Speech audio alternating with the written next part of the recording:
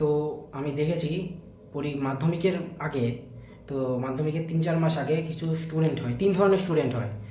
তো প্রথম স্টুডেন্ট যারা টপার তারা হবে, তারা এনি টাইম পড়তে থাকে, পরীক্ষার সময় পড়তে থাকে, পরীক্ষার পরে পড়তে থাকে, পরীক্ষার একদিন আগে পড়তে থাকে, পরীক্ষার 1 ঘন্টা আগে পড়তে থাকে, সব সময় পড়তে থাকে। তারা যতক্ষণে একটা কোশ্চেনের উত্তর লিখবে না, পুরো সঠিক পুরো বানান লিখবে না, ততক্ষণ ওরা পড়তেই থাকবে, এনি টাইম পড়তে থাকবে। তো আরেক ধরনের স্টুডেন্ট হয় যারা পরীক্ষার সময়ও কিছু পড়ে না, তো পরীক্ষার 1-2 দিন আগে তারা ভালো করে পড়ে নেয়, এগুলো পড়তে হবে আজকে।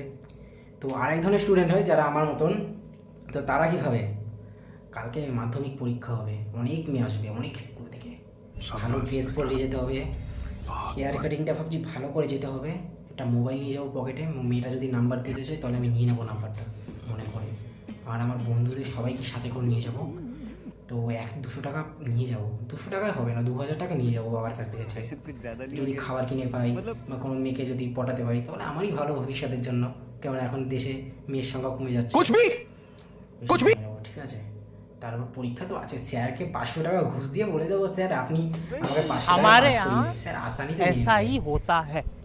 তারপর তারা তো ভবিষ্যতে টেনশনই করে না, তো তারা ভবিষ্যৎটা নিজেরাই বানিয়ে ফেলে।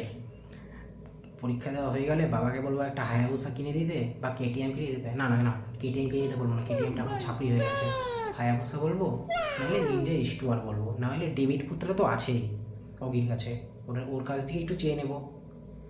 তারপর চায়ের দোকানেও ভালো ইনকাম হবে, এমবিএ চায়ওয়ালা আছে, ও চা বিক্রি করে কত বড় হয়ে গেছে, আমি নিশ্চয়ই হয়ে যাবো। তো এইসবই ভাবে যারা আমার মতো স্টুডেন্ট।